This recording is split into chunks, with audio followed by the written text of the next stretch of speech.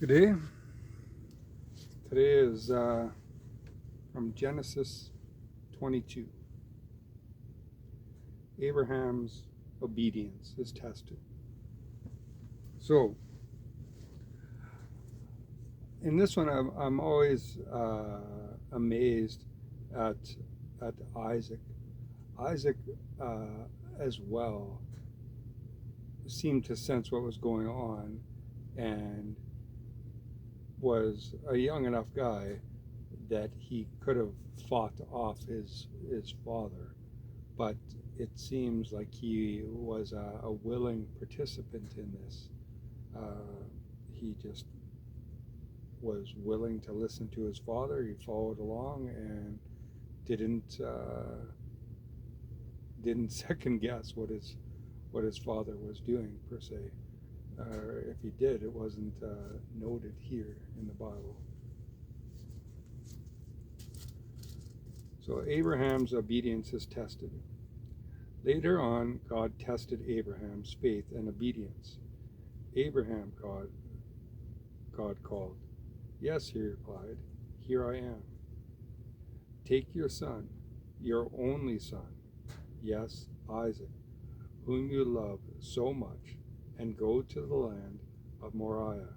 Sacrifice him there as a burnt offering on one of the mountains, which I will point out to you.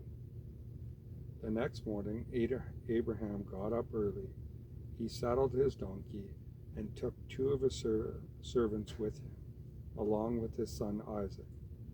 Then he chopped wood to build a fire for a burnt offering and set out for the place where God had told him to go. On the third day of the journey, Abraham saw the place in the distance. Stay here with the donkey, Abraham told the young men. The boy and I will travel a little further.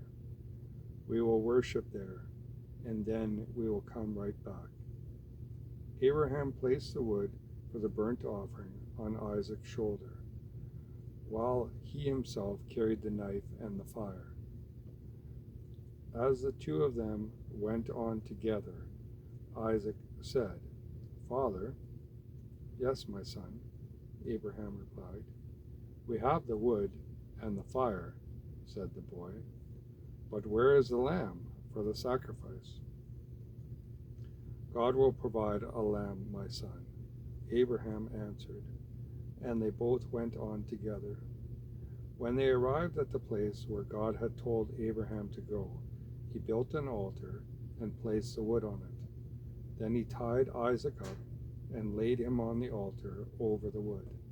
And Abraham took the knife and lifted it up to kill his son as a sacrifice to the Lord.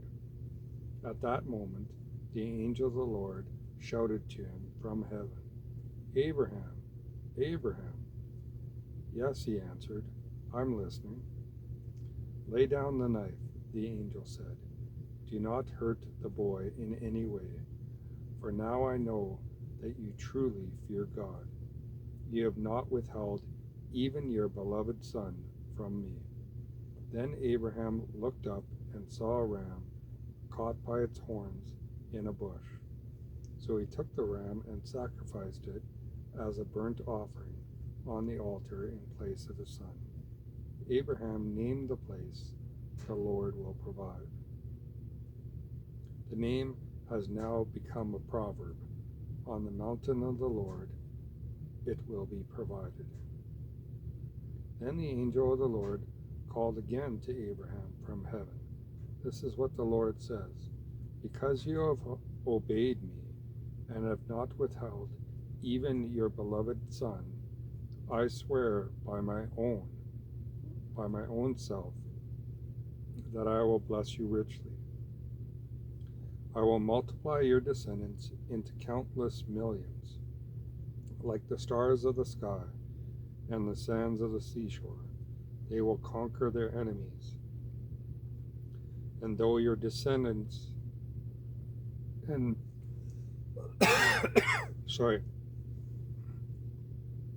and through your descendants, all the nations of the earth will be blessed. All because you have obeyed me.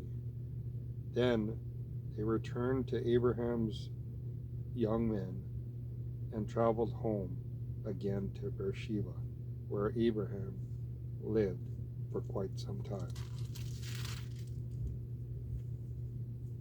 Soon after this, Abraham heard that Milcah, his brother Nahor's wife, had borne Nahor 8 sons. The oldest was named Uz. The next oldest was Buz, followed by Kemuel, the father of Aram, Kesed, Hazo, Pildash, Jidlap, and Bethuel. Bethuel became the father of Rebekah. In addition to his 8 sons from Milcah, Nahor had 4 other children from his concubine Reumah. Their names were Tibah, Gaham, Tahash, and Makah. Ish names in the Bible. Again, like I said, I'm always amazed on how Isaac was a willing servant, or willing to listen to his father. And I think also this is a kind of a story of saying where God said, you know what?